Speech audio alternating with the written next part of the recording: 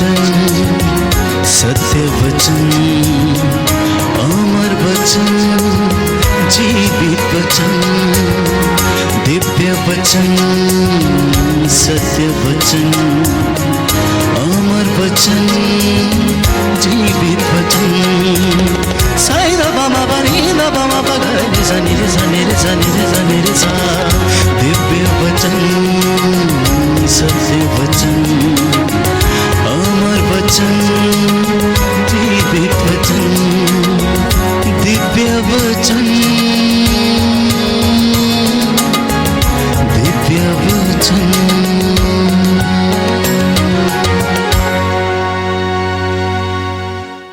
प्रभु यीशु के पवित्र और सामर्थी नाम पर मैं आप सभी का अभिवादन करता हूँ।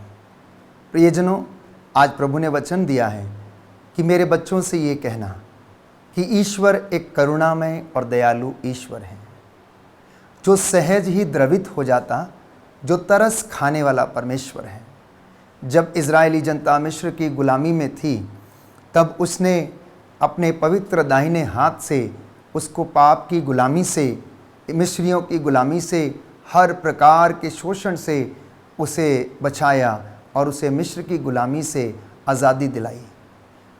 हमारे जीवन में ये करुणा और ये दया निरंतर बहती रहती है, और ये एक रहस्य है जिसे हम समझ नहीं पाते हैं।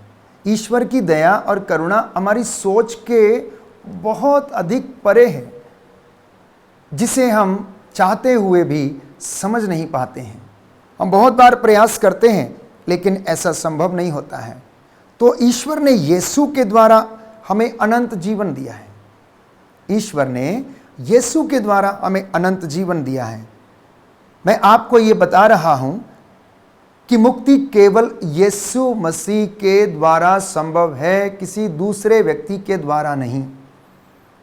क्योंकि यीशु मसीह ने ही सारी मानव जाति के लिए प्रायश्चित किया और उसके गुनाहों के लिए अपने रक्त की एक एक बूंद को उसने बहा दिया, और वो दया निरंतर हमारे जीवन में बनी रहती है। प्रेरितों के कार्यकलाप में बाइबल इस बात को स्पष्ट करती है कि किसी दूसरे व्यक्ति के द्वारा मुक्ति नहीं मिल सकती, क्योंकि ईसा मसीह के नाम के सिवा मनुष्यों को कोई दूसरा नाम नहीं दिया गया है। आप लोग ये जान लें, बाइबल इस बात को प्रमाणित करती है कि ईसा मसीह के नाम के सिवा मानव जाति को कोई दूसरा नाम नहीं दिया गया है। ये पवित्र बाइबल हमें बताती है, और कोई भी दूसरा व्यक्ति हमें मुक्ति नहीं दिला सकता, केवल और केवल यीशु मसीह। क्यों? क्योंकि धर्मशास्त्र इसको प्रमाणित करता है। So Jesus is the only saviour. There is no other saviour on this earth. ना कोई था, ना कोई होगा, केवल यीशु मसीह जो आदि है, अंत है, अल्फा है, ओमेगा है, सदा एक रूप बना रहने वाला परमेश्वर है, जिसका प्रेम सदा और अनंत काल तक बना रहता है। और जो जीवित परमेश्वर है, जो मर गया था, बाइबल हमें बताती है, वचन कहता है वो जी उठा है, और ईश्वर ने पवित्र आत्मा के द्वारा उसे कब्र में से बाहर निकाला, और वो जिंदा है, और वो पिता के दाहिने विराजमान होकर मेरे और आपके लिए प्रार्थना करता है। केवल वही हमें मुक्ति दिला सकता है। मैं समझता हूं कि धर्मशास्त्र के इतने प्रमाण हमारे लिए पर्याप्त हैं। अगर हम चाहते हैं कि हम प्रभु की इस दया को अनुभव करें, तो मुझे और आपको उसके साथ जुड़ने की आवश्यकता है। भीड़ की भीड़ यीशु के पीछे आ रही थी, बाइबल हमें बताती है। तो प्रभु ने देखा, यीशु जब अपनी सेवकाई में थे, तो उन्होंने देखा कि 3 दिन से ये लोग भूखे और प्यासे हैं। लौटते समय शायद ये लोग रास्ते में कहीं मूर्छित हो जाएं, तो उन्हें उन पर तरस हो आया, क्योंकि वो बिना चरवाहे की भेड़ों के जैसे थे। उन्होंने शिष्यों से कहा, इन्हें भोजन दे दो, इन्हें खाने के लिए कुछ दे दो। वो तो जानते थे कि वो क्या करने वाले हैं, लेकिन फिर भी वो अपने चेलों के विश्वास की परख करना चाहते थे। और उनके चेलों ने कहा कि ये 5 रोटियां और 2 मछलियों से इतने लोगों के लिए क्या होगा। लेकिन यीशु अपनी महिमा वहां पर प्रकट करते हैं। एक बालक के पास वहां पर 5 रोटियां और 2 मछलियां थीं।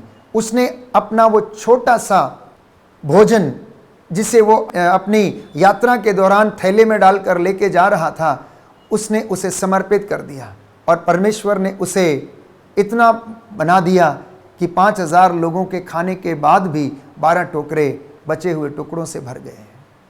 तो उसके लिए कुछ भी असंभव नहीं है। मेरे और आपके लिए असंभव है, परंतु प्रभु के लिए कुछ भी असंभव नहीं है। ये मुझे और आपको आज जानने की आवश्यकता है, अनुभव करने की आवश्यकता है। वचन ये कहता है, प्रभु ने ये कहा कि वो तुम्हारा भाग्य पलट देगा, वो तुम्हारा भाग्य पलट देगा। आप विश्वास करना और आपके जीवन में ऐसा होगा। एक शतपति प्रभु के पास आया, उसने कहा मेरा नौकर बीमार है, आइए और उसे चंगा कर दीजिए। प्रभु ने कहा मैं आऊँगा और उसे चंगा कर दूंगा। उसने कहा नहीं, मैं इस लायक नहीं हूँ, मैं इस योग्य नहीं हूँ, तू यहीं से एक शब्द कह दे और मेरा नौकर चंगा हो जाएगा। और ऐसा ही हुआ। उसने कहा कि मेरे अधीन सैकड़ों नौकर हैं, एक से कहता हूँ आओ तो वो आता है, दूसरे से कहता हूँ जाओ तो वो जाता है। और आप यदि एक शब्द कह देंगे तो मेरा नौकर, मेरा सेवक चंगा हो जाएगा। तो यूहन्ना के सुसमाचार अध्याय 14 पद संख्या 6 में प्रभु ने स्वयं इस बात को कहा कि मार्ग, सत्य और जीवन मैं हूं, मुझसे होकर गए बिना कोई पिता के पास नहीं आ सकता है। तो प्रियजनों, my dear precious people of God, प्रभु का आत्मा आपकी अगुवाई करता, आपके साथ रहता है। इसलिए यशायाह नबी ये कहता है कि अगर आप उसकी दया को अनुभव करना चाहते हैं, उसके प्रेम को अनुभव करना चाहते हैं, तो बाइबल हमें बताती है, यशायाह नबी का ग्रंथ अध्याय 55 पद संख्या 7 कि पापी अपना मार्ग छोड़ दे, पापी अपना मार्ग छोड़ दे, क्योंकि इस दुनिया में जिधर देखो उधर ही पाप है, अंधकार ही अंधकार है। भ्रष्टाचार, घूसखोरी, अत्याचार, शोषण, गर्भपात, अनेक प्रकार के ऐसी बुराइयां लोगों के जीवन में इस दुनिया में हैं प्रियजनों, जो इंसान को आगे बढ़ने नहीं देती हैं। अगला वचन लिखा है, दुष्ट अपने बुरे विचारों को त्याग दे, वह उसके पास लौट आए और वह उस पर दया करेगा, क्योंकि ईश्वर दया सागर है। ईश्वर दया सागर है। पापी अपना मार्ग छोड़ दें, दुष्ट अपने बुरे विचारों को त्याग दें, वह ईश्वर के पास लौट कर चला आए और वह उस पर दया करेगा, क्योंकि ईश्वर दया सागर है। अगर आप अपराध बोध में हैं तो आज प्रभु के पास लौटें, पुराना त्याग कर प्रभु के पास लौटें। क्या आप जानते हैं कि जिस ईश्वर की हम सेवा करते हैं वो कितना महान, करुणामयी और दयालु ईश्वर है? अगर आप वचन पढ़ेंगे तभी आप जानेंगे, वैसे नहीं जानेंगे आप। इसलिए मसीहियों को धर्मशास्त्र पढ़ने की आवश्यकता है।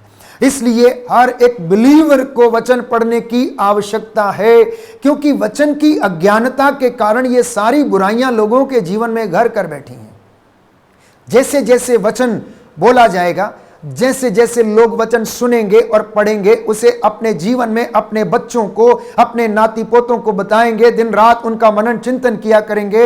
इन वचनों को जिन्हें मैं आज आपको सुना रहा हूं, अपने बाजुओं पर, अपने चौखटों पर और अपने माथे पर शिरोबंद की तरह बांध लेंगे। रात को सोते समय, यात्रा करते समय, उठते बैठते समय, लेटते समय अगर आप याद करेंगे, मनन चिंतन करेंगे, तो बुराइयां आपसे कोसों दूर रहेंगी। शैतान आपका कुछ भी नहीं कर पाएगा, क्योंकि उसे वचन से डर लगता है। इसलिए सबसे बड़ा हथियार वो इस्तेमाल करता है कि वो हमें वचन को पढ़ने नहीं देता है, प्रभु की हजूरी में बैठने नहीं देता है। वो जानता है कि अगर ये लोग वचन पढ़ लेंगे तो ये मुझसे दूर चले जाएंगे। और परमेश्वर ये चाहता है कि अगर मेरे बच्चे वचन को जान जाएंगे और वचन इन्हें स्वतंत्र कर देगा, आत्मा इन्हें स्वतंत्र कर देगा, क्योंकि आत्मा की तलवार ईश्वर का वचन है। प्रियजनों, अगर आप चाहते हैं कि आपके घर में उन्नति हो, सफलता आए, आपके बच्चे ज्ञान में बढ़े, प्रार्थना में बढ़े, आशीष में बढ़े, तो घर में वचन पढ़ना शुरू कर दीजिए, क्योंकि ये वचन जीवित परमेश्वर का वचन है, जो हमें आशीष देता है, चंगाई प्रदान करता है। His mercy is greater than any preacher can preach about. जानते हैं आप कि परमेश्वर की दया इतनी बड़ी है कि जो प्रचारक है, जो वो प्रचार करता है, जो लोगों को बताता है, उससे कहीं ज्यादा अधिक महान ईश्वर की दया है। इसलिए यदि आप चाहते हैं कि आप पर वो ये दया बरसाए तो उसके साथ उसके पास लौट कर चले आना।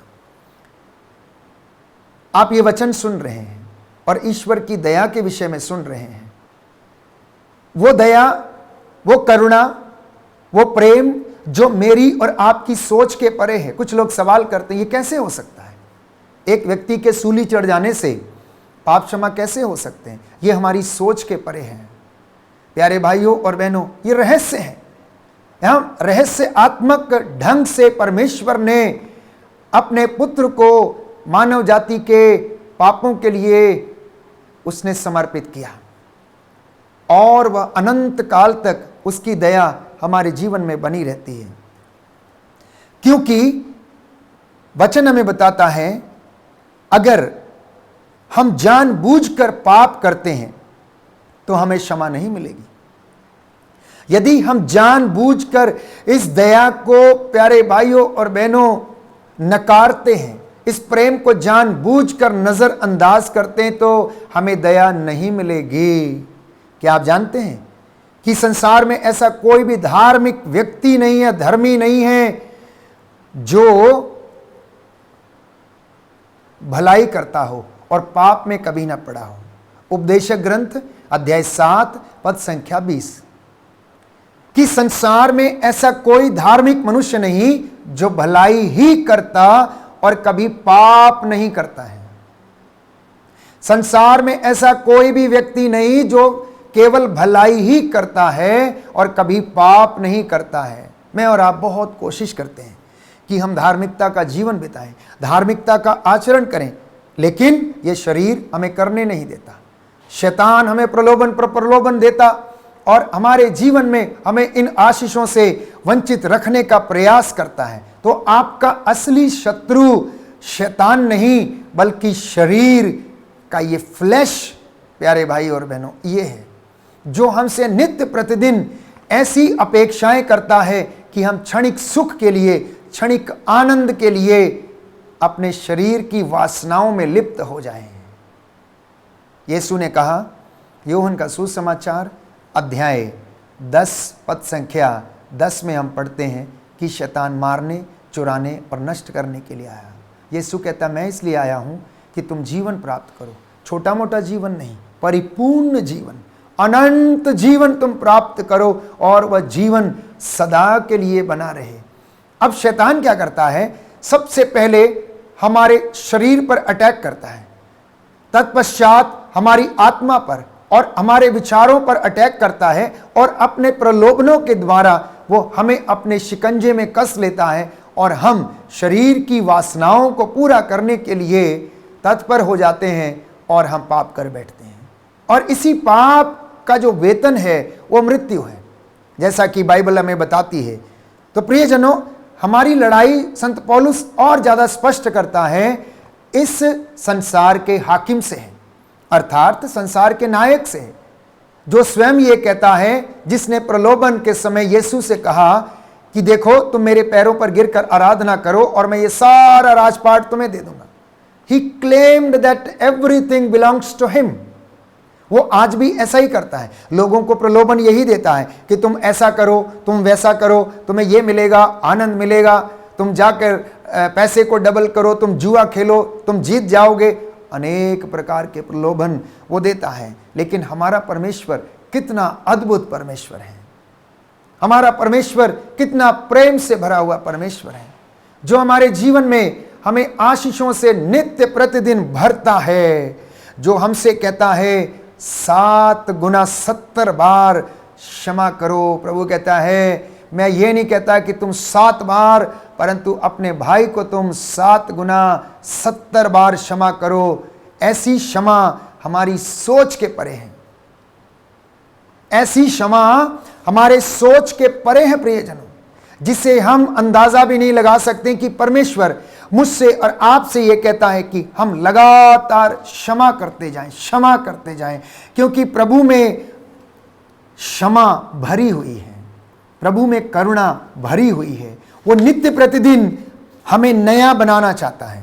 इसलिए स्तोत्रकार कहता है अध्याय 130 में, अगर तू हमारे पापों को अनदेखा ना करे तो कौन तेरे सामने टिक सकता है।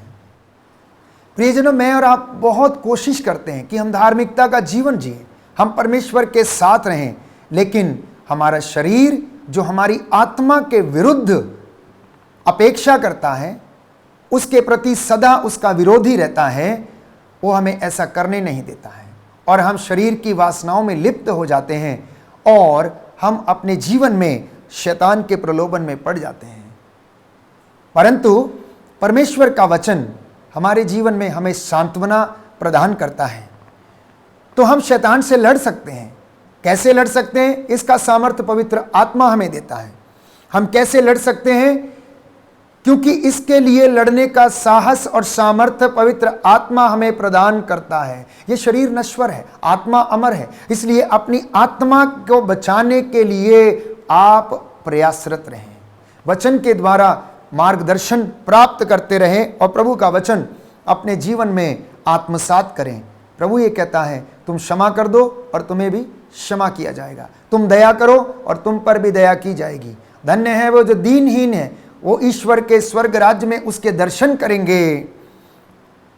प्रियजनों, यीशु का ये कहना कि तुम अपने भाई को 7 गुना 70 बार क्षमा करो, ये हमारी सोच के परे है। ये हमारे लिए इतना असंभव है जैसे कि हम इसे पालन करने में इतना असमर्थ हैं, जिसे सुनकर लोगों ने कहा ऐसी शिक्षा को कौन पालन कर सकता है। ये तो बहुत कठोर शिक्षा है, हम इसको पालन नहीं कर सकते हैं, परंतु यदि आप पालन करेंगे तो ईश्वर की दया आप अनुभव करेंगे। इसलिए स्तोत्रकार कहता है कि अगर तू हमारे पापों को अनदेखा ना करे तो हम में से कौन तेरे सामने टिक सकता है। अध्याय 130 वचन स्पष्ट रूप से हमें बताता है कि मुझे और आपको ईश्वर के सामने उपस्थित होकर दया मांगने की आवश्यकता है, दया की भीख मांगने की आवश्यकता है, क्षमा प्राप्त करने की आवश्यकता है। क्योंकि संत पौलुस कहता है रोमियो के नाम पत्र में अध्याय 3 पद संख्या 23 में, सबने पाप किया है और सब ईश्वर की महिमा से वंचित हैं। सबने पाप किया है और सब ईश्वर की महिमा से वंचित हैं।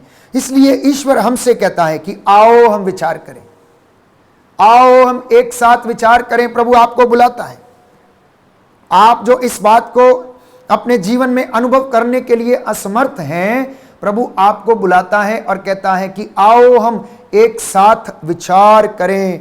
तुम्हारे पाप सिंदूर की तरह लाल क्यों ना हो, किरमिच की तरह मटमैले क्यों ना हो, हिम के समान सफेद कर दिए जाएंगे, हिम के समान सफेद कर दिए जाएंगे। इसलिए अपने जीवन में अपराध बोध के कारण आप परेशान ना हो, पाप के कारण आप लोग परेशान ना हो, क्योंकि यीशु हम पर दया करता है, हमारे पापों को क्षमा करता है। इसलिए दाऊद नबी लिखता है कि धन्य है वह मनुष्य जिसका अपराध क्षमा हो गया है, धन्य है वह जिसका दोष मिटा दिया गया है। स्तोत्र संख्या 32 पद संख्या 1। तो दाऊद ने पाप किया और नातान ने उसे धन्य है परमेश्वर जिसने तेरे पापों को क्षमा कर दिया है, जब उसे याद दिलाया गया और उसने कहा कि परमेश्वर ने तुझे क्षमा कर दिया है। हमारा प्रभु महान और दयालु परमेश्वर है, महान और दयालु परमेश्वर है।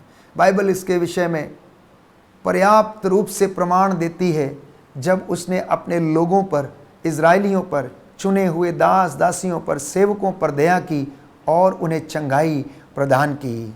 इसलिए हम वचन पढ़ते हैं, स्तोत्रकार लिखता है अध्याय 86 पद संख्या 15 में कि प्रभु तू दयालु है, तू करुणामय है, तू सत्य प्रतिज्ञ है, तू प्रेममय ईश्वर है, तेरी दया अपरंपार है, तेरी दया अनंत काल तक बने रहने वाली है। तू मेरी आत्मा पर दया कर और मेरे जीवन में मुझे सारे कष्टों से बचा ले। प्रभु उसने अपने दासों पर दया की। दानियल के विषय में हम पढ़ते हैं अध्याय 6 पद संख्या 16 से 23 में कि वो अपने भक्तों के पास डेरा डालता है। जब दानियल को शेरों के खड्ड में डाल दिया गया तो परमेश्वर ने उस दास के ऊपर दया की, क्योंकि वह दिन रात प्रभु की सेवा करता, उसकी आराधना करता और घुटने टेक कर दिन में न जाने कितनी बार वो प्रार्थना किया करता था। बाइबल हमें स्पष्ट करती है कि परमेश्वर ने उसे शेरों के खड्ड से बचाया, उसने शेरों के मुंह बंद कर दिए। उसके तीनों मित्रों यहूदी बालकों शद्रक मेशक अब्दनगो को उसने आग की भट्टी से उन्हें बचा लिया। जो भट्टी 7 गुना ज्यादा ताप पर तप रही थी, उसको उसने ठंडा कर दिया, क्योंकि चौथे व्यक्ति के रूप में स्वर्गदूत उनके बीच में टहल रहा था और उन्हें कुछ भी हानि नहीं हुई। तो ये प्रभु की दया है। मेरे और आपके जीवन में भी हम इसे अनुभव करने वाले बन जाएं। अपने परिवार में, अपने जीवन में, बच्चों के जीवन में ईश्वर की दया आ जाए। आइए हम इसके लिए प्रार्थना करें। प्रभु आपको रूह का दुगना मसा प्रदान करें। धन्यवाद परमेश्वर, तू दया का सागर, करुणा सागर प्रभु है। मैं तेरा दास तुझसे निवेदन करता हूँ, तेरे वचन के द्वारा आज जो सुनाया गया है, तेरे इन बच्चों के जीवन में आशीष आ जाए। तेरी प्रजा तेरे प्रेम और तेरी करुणा को अनुभव करे। हे प्रभु यीशु, तूने अपने दास दासियों पर दया की। तूने उन लोगों पर दया की जो भटकी हुई भेड़ों के समान थे। तूने अपने दास दानियल, शद्रक, मेशक, अब्दनगो, अपने चुने हुए लोगों पर दया दिखाई। तूने पानी को अंगूरी में बदला। शतपति के नौकर को तूने स्वास्थ्य प्रदान किया। तूने रक्तस्राव पीड़ित स्त्री को तूने चंगाई प्रदान की। जकेउस को तूने मुक्ति प्रदान की। लाजरस को तूने जिंदा किया। आज जितने लोगों ने विश्वास के साथ ये वचन ग्रहण किया है, हे प्रभु, इनके जीवन में भी तू अपनी दया प्रदर्शित करने की कृपा कर। तेरा आत्मा इन पर अधिकार ले और ये वचन इनके जीवन में पूरे हो जाएं। ये प्रार्थना सुन उद्धार करता यीशु मसीह के द्वारा, आमीन।